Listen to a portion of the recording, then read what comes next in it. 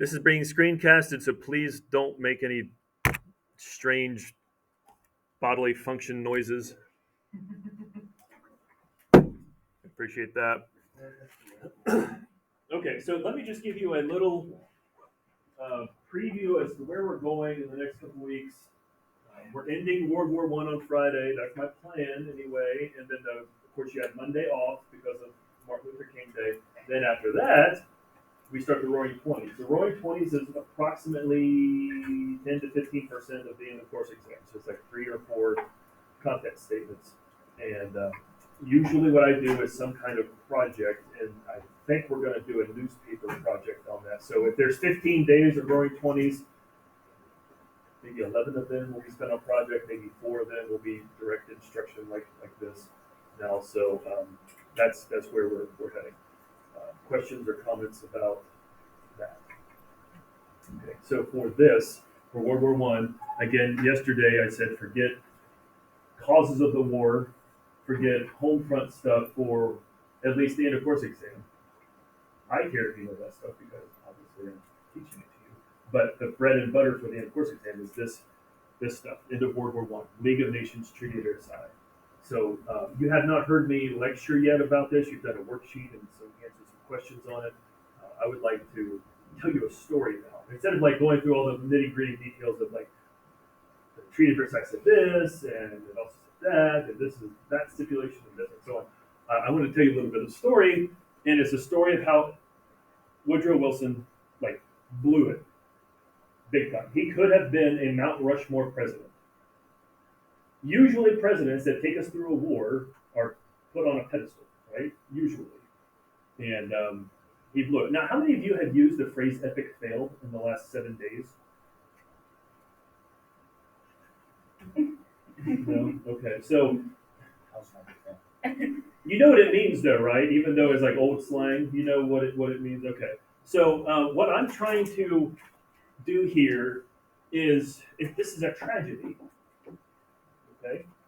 This is a tragedy. Woodrow Wilson is the protagonist in the story. What's a protagonist? How do you define protagonist? Yeah? Usually a main character, but what if I told you that Thanos was the protagonist in Infinity War? Some of you are like, what? Usually the antagonist is the main bad character. What makes a protagonist a protagonist? I'm telling you that it didn't matter who was good or bad in Infinity War. What makes a protagonist a protagonist? You talked about this in your English classes, right? You talked about story structure, yeah? They do bad stuff leading up to the point. No, the protagonist. The protagonist. The protagonist. What's a protagonist? What defines a protagonist? Main character. I'm saying that's not enough. Ah, yes, they have a goal. In Infinity War, what's Thanos' goal? To get the 6 stones. Right? So that makes the Avengers the antagonist because they're trying to keep him from getting it, right? If that's blowing your mind, then just forget that for a second. In this story, Woodrow Wilson is the protagonist because he wants something. Do you remember what he wants? He wants the 14 points. And when he doesn't get that, he wants a Treaty of Versailles and League of Nations. Okay, follow me so far? That's what he wants. Not me? Spoiler alert, he doesn't get it. Here's the epic story, or the story of how he epically failed. Sorry again to use an old slang term there. Okay, that's Woodrow Wilson. How old does he look in the picture? 53. That's oddly specific. 40, I'm 42. You're saying we look like the same age? No, but back then, people like, My mom, she's gross got her age. age and she has full gray hair, so yes. I'm gonna go with 40. I'm gonna go with 51. 45. 57. 51 and a half. I'm sitting in your line and it's 26 years old. Right.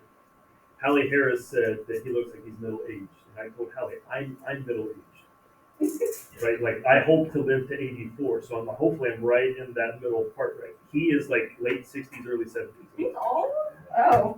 Okay, looking good, I guess. I said 67. He doesn't look 67. that old. I don't know exactly how old, but 67 is probably the closest number that I've heard so far.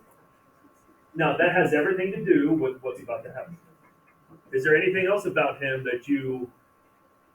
Okay, do you judge books by their covers?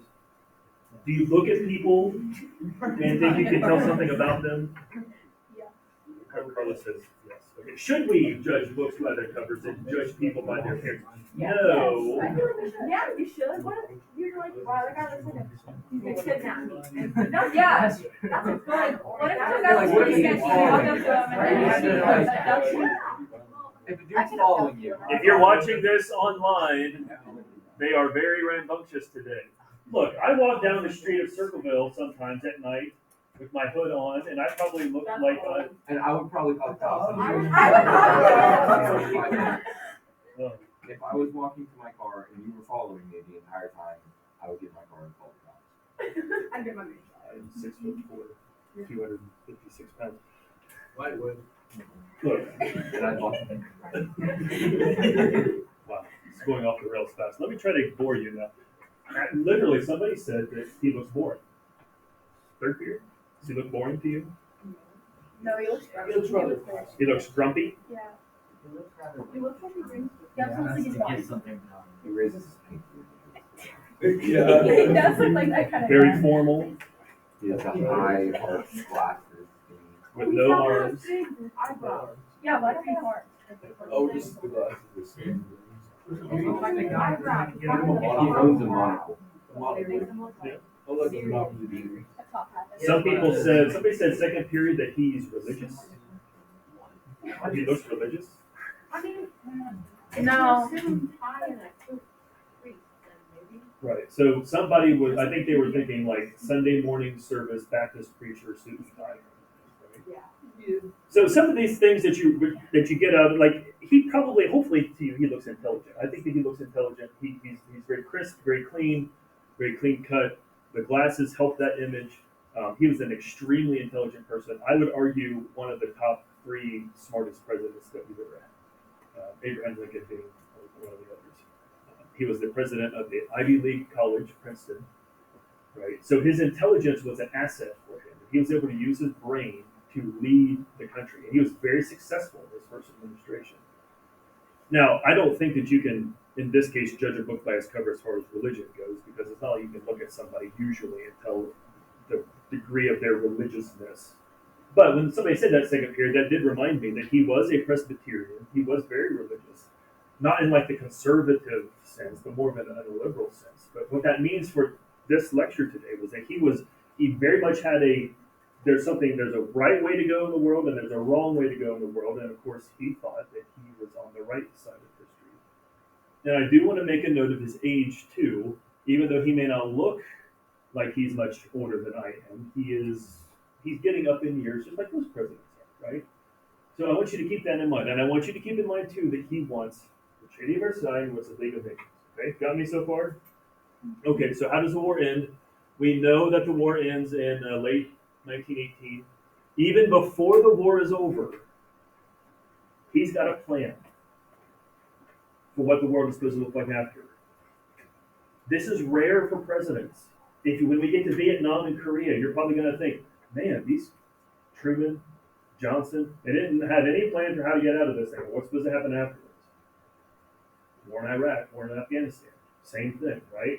This is rare when a president has a plan for what the world is supposed to be like afterwards. What was that speech called that he made in the United States before he went over to Europe? And his plan for after the war is over. What was that called? 14 points.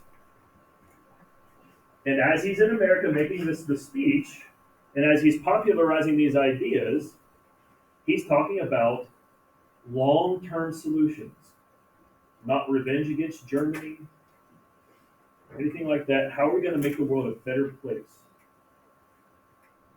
His dream, like the most important of the 14 points, was an international peacekeeping organization. And that was which point? of the 14? The 14th point. It was the last one. And he casts this vision of idealism to the United States, and it seems like he gets a lot of good feedback from the people. In fact, there's this spirit of cooperation between the Republicans and the Democrats after he makes this speech. This is so rare in American history, where Republicans and Democrats agree to place their politics aside and work together for the betterment of the country. I can't imagine that, because there hasn't been anything like this in my lifetime since the 90s. Not at any time in your lifetimes. In fact, right before you were born, September 11, 2001, there was this spirit of let's put aside politics and let's work together for. But even that broke apart really quick, right? Can you imagine today, Republicans and Democrats agreeing we're going to put our differences aside and we're going to try to tackle COVID together instead of arguing about it. We're going to try to address the issues with China and Russia together instead of arguing about it. We're going to fix education and just fix healthcare without arguing. Can you imagine that? I can't either, because it doesn't happen, right? They did that because they wanted to win the war, right? Even Wilson himself said politics is adjourned. Politics is over. It's set on the side for now. We're not going to argue about things. We're not going to try to one-up each other. We're going to try to cooperate. That sounds awesome. Here is President Wilson's first mistake. After this, he does something that has been called by historians the October Appeal.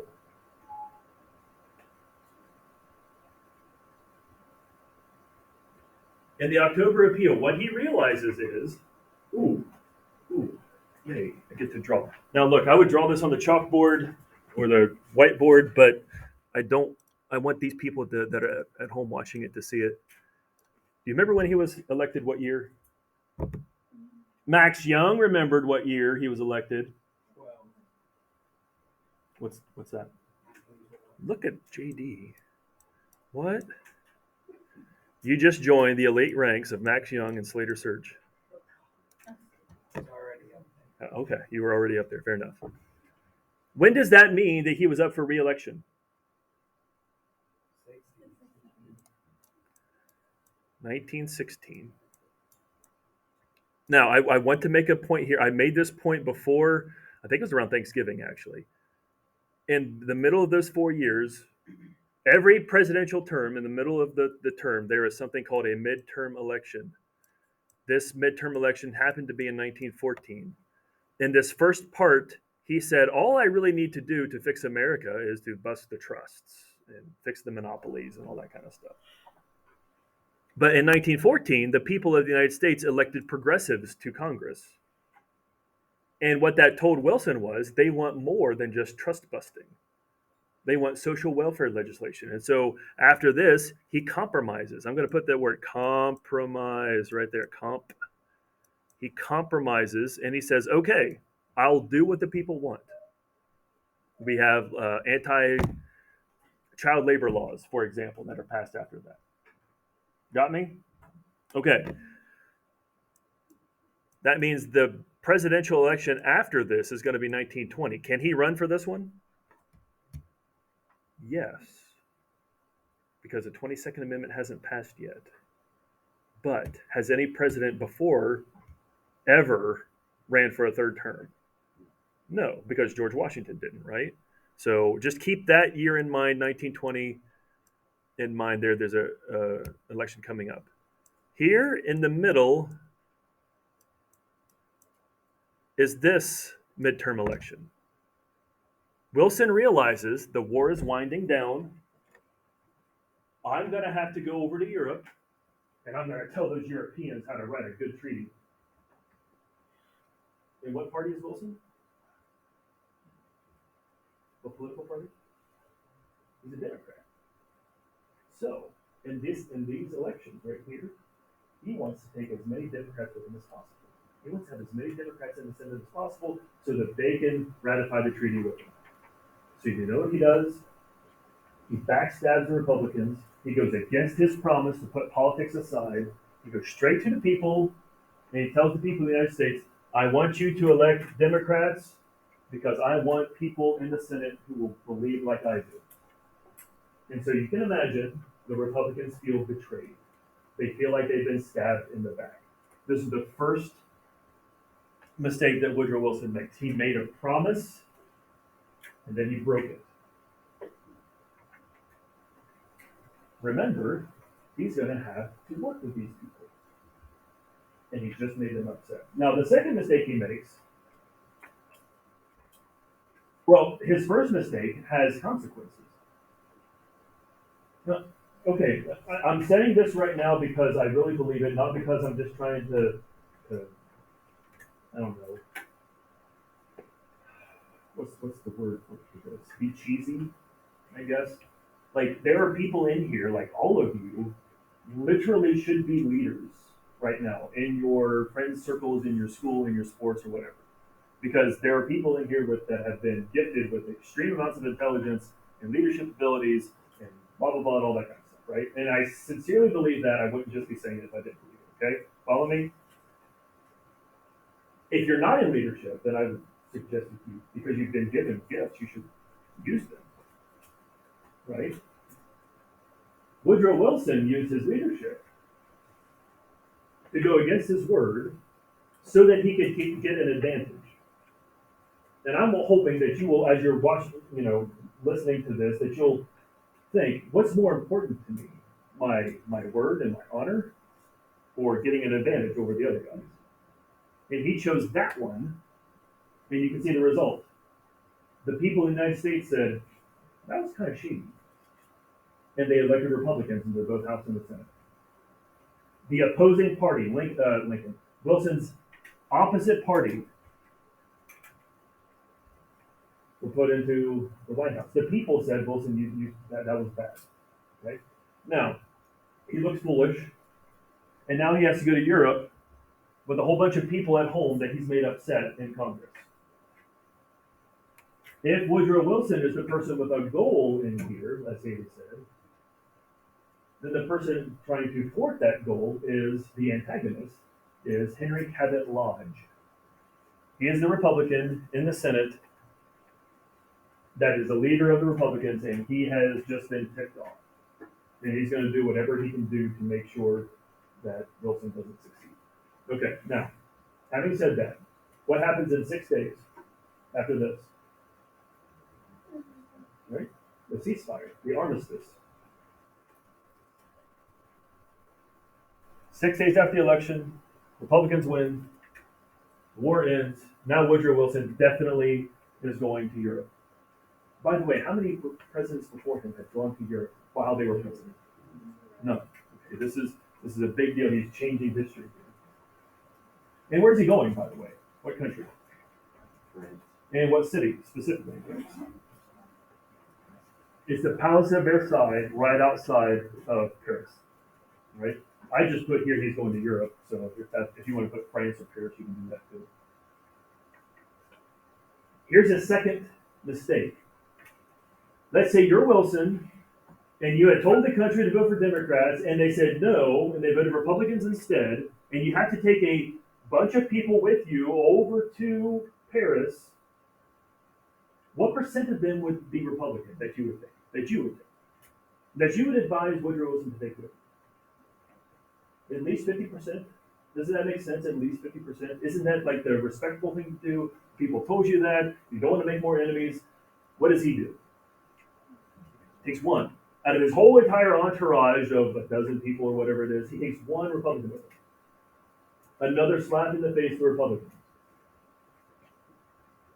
The thing is that he doesn't have to worry about it because he's half a world away. When he gets to Europe, he's really popular. He has these ticker tape parades being thrown, and everybody's like, "Yeah, Wilson," over there. At least the people of Europe are like, "Yeah, Wilson." So he forgets about that, I think, for a little bit because of his popularity and because he's got stuff to do in Paris. But when he gets to Paris, what did the leaders of Europe say about him? Are they as enthralled with him as the masses of people are? No, they do not like him. You know what goes in the next blank? George Clemenceau said the 14 points bore me. God Almighty only has 10, a reference to the 10 Commandments. And Wilson presents his 14 points And it's all about this idealistic crusade to make sure that the world never has war again. And pretty much the Allies said, nah, that's not what we care about. We care about revenge.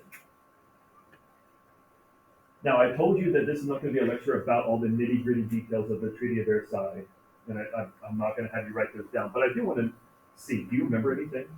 What did the treaty say about Germany in the end? What are some of the things that they did to slap Germany down? Give me one. War reparations.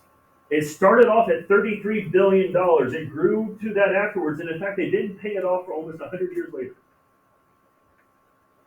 No? War guilt clause. The part of the treaty that says Germany takes full responsibility for the war. They signed on that dotted line. We could probably give Germany a lot of the credit or blame for the war, right?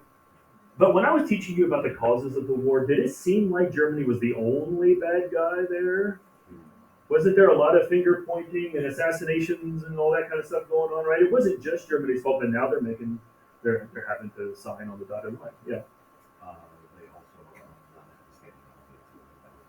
They are demilitarized down to the bare bones, essentially. Good. Another one. Loss of colonies and loss of land next to the border with France. They were humiliated, right? And it becomes not about long-term solutions, it becomes about revenge. Now, just to remind ourselves, the big four, the people who have a seat at the table, Vittorio Orlando is in charge of which country? He's the Prime Minister of Italy. Clemenceau, false. What about David Lloyd George? Britain. Of course, Woodrow Wilson is USA. There's another country at the table. By the way, Russia is kept out because they left the war before it was over, and they're communists now. Japan is kept out, even though they've helped support the Allies big time. That's going to anger both the Russians and the Japanese. World War II. Somebody else is at the table, though. Who's the Weimar Republic? Yeah? That is the new government of Germany after they've overthrown the Kaiser. And the Weimar Republic is basically sitting there being told what to do. And they hammer out all that stuff, and the only thing that Wilson gets is the League of Nations, and now he's got to take that back home, and he's got to get the Senate to ratify the treaty. And who is in the majority in the Senate? Republicans who he has stabbed in the back twice. Okay? All right. Again, the leader of the Senate was a Republican named Henry Cabot Lodge, and he pledged that he was going to make Woodrow Wilson's life a living HE double something. Right? He is opposed to everything Woodrow Wilson wants to do. And remember, the fraction is on the side of the Republicans. What fraction moves here? If the treaty is going to be there's Henry Cabot Lodge.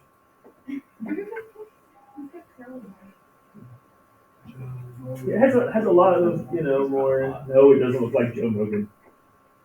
Look at all those whiskers. Isn't that great? Those are great whiskers. Did you notice that I shaved my facial hair? Of course you did. You didn't notice that I grew one, and then you didn't notice I shaved it off. What's the point of me even doing it, right? 2/3.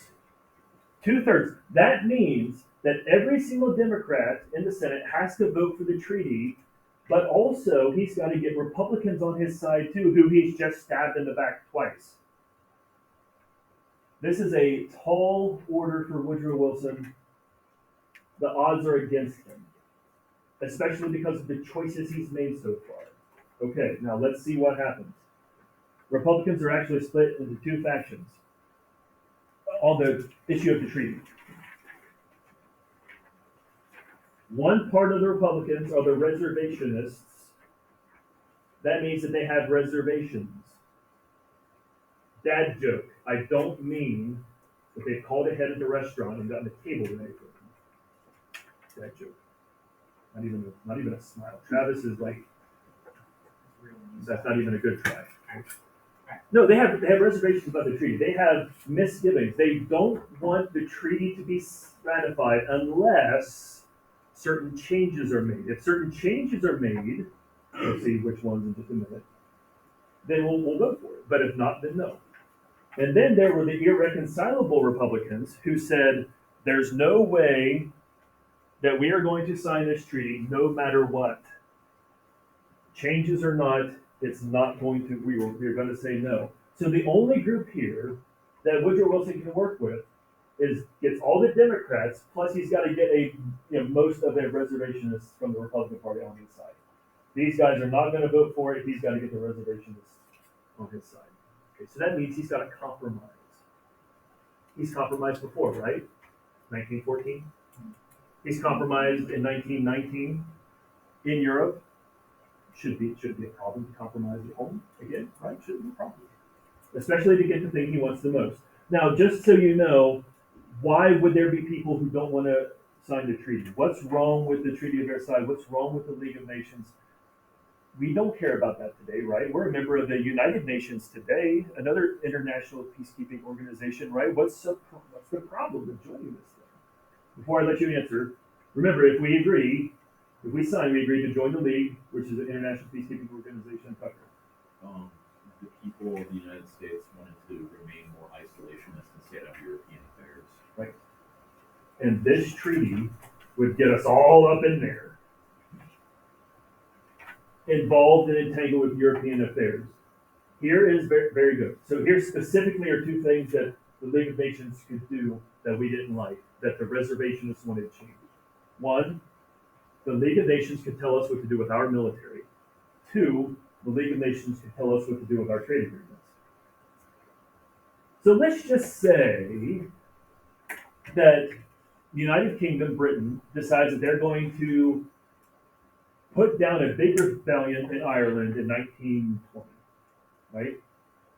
Every single member of the League of Nations would get together, and every country around the world that's part of it would get together, and they would say, should we let Britain do this?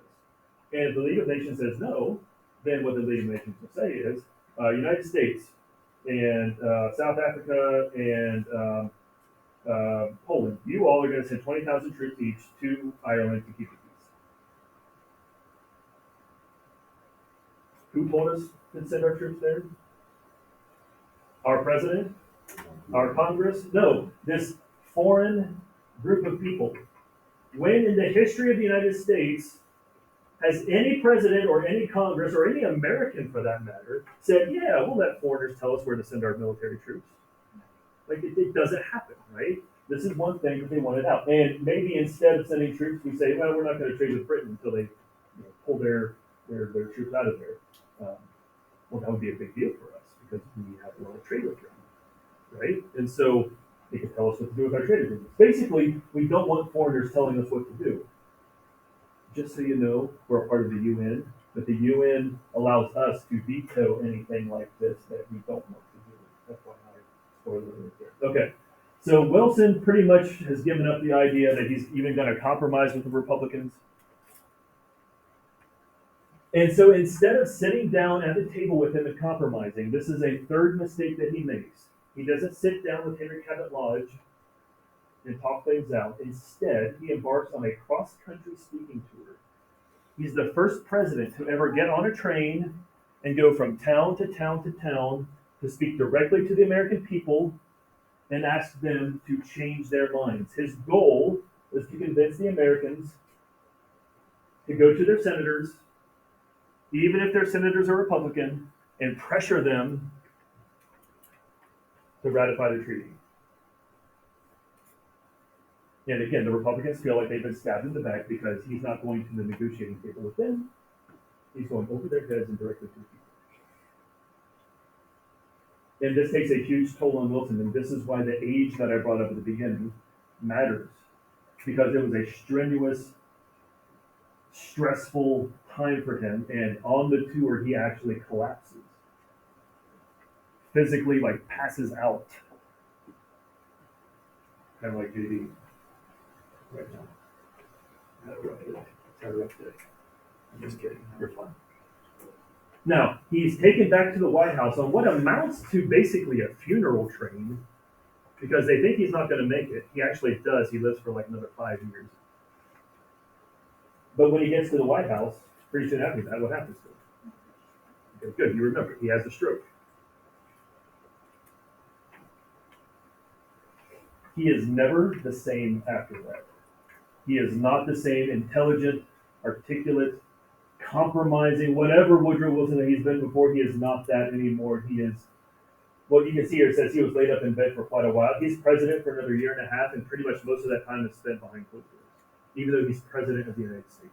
He's too stubborn to give the power to the vice president. Instead, what he does is he has his wife, Edith, run the day-to-day affairs of the presidency, letting people in and out, mostly keeping them out, filtering what news she tells him, signing memos in his name.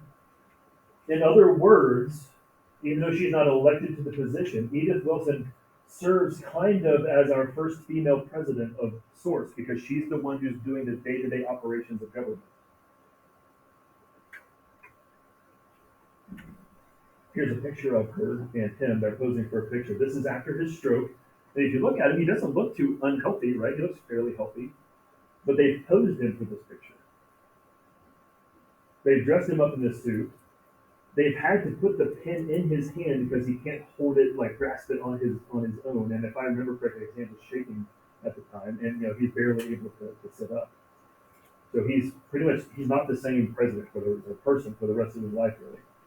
So almost a year to the day after the war ended, the Senate holds its first vote on the Treaty of Versailles and the League of Nations. Are we going to join or not? And do you know what the result was of this first vote? Failed. It fails to pass. Henry Cabot Lodge being, of course, the main opponent of this. Now, in a kind of a twist, Henry Cabot Lodge actually tries to compromise with Wilson. You can see here in March of 1920, this is 4 months later, he tries to compromise with Wilson. He puts all these amendments down and says, all right, President, I will help get you the votes, but you've got to agree to these amendments. Here's the fourth mistake that President Wilson made. He tells the Democrats to vote against it. Why? Well, remember, he's compromised away 13 of his 14 points already. And now they're telling him that in addition to that 14th point, he's got to add other things that he doesn't want. He wants what he wants. He doesn't want amendments to it. And what happens this time to the bill? I guess it fails. This time because he told the Democrats to vote against it. Now, at this point, if I was advising President Wilson, I would say, all right, man, it's over. It's done, right? Like, you're done. Things have not gone well. Let's just ride out the rest of the presidency. Just stay quiet. But he doesn't do that. He's stubborn. And he issues what is called by historians the solemn referendum. There's a presidential election coming up in 1920. And even if he wanted to, he's too weak to run for a third term. He can't run for a third term. The word referendum means I'm going to put my reputation on the line. And I'm going to ask the people, do you agree with me or do you agree with the Henry Cabot Lodges and the Republicans? In other words, he's asking people to vote for a Democrat for president because he believes if a Democrat is elected, a person from his party, then that will prove that the people were with him the whole time. And that this next president will get us into the League of Nations and will ratify the Treaty of Versailles. So he puts his reputation on the line. He puts it all on the line. And he believes if the Democrats win in 1920, then he will be vindicated. He will be proven right by the people's vote.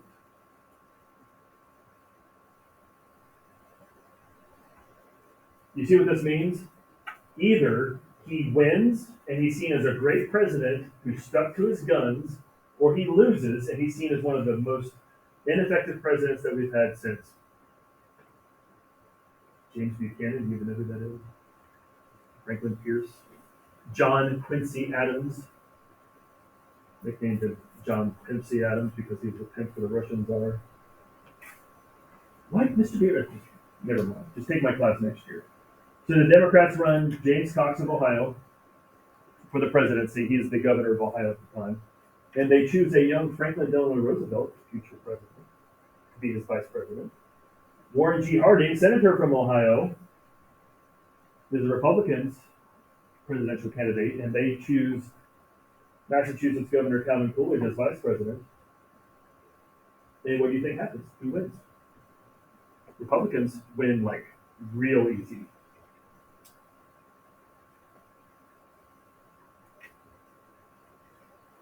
Woodrow Wilson could have been a Mount Rushmore president.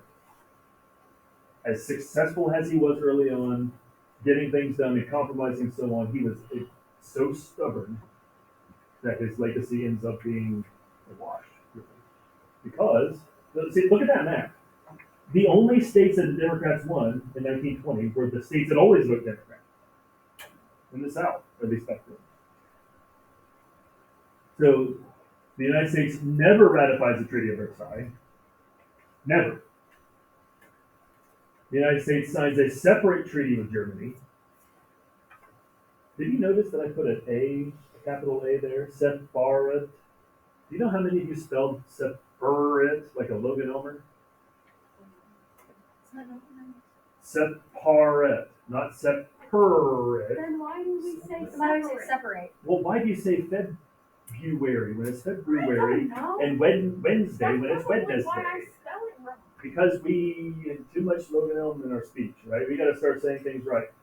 We never joined the League of Nations.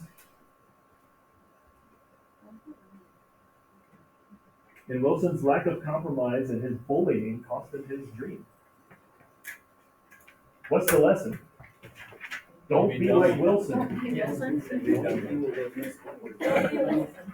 Please bring these notes tomorrow. Don't be like Wilson, be like Winston. Wait, which Winston? Done. Yeah. No, I'll get a Winston Churchill. Winston Churchill. Winston Churchill, not Winston Jones. Are you reading?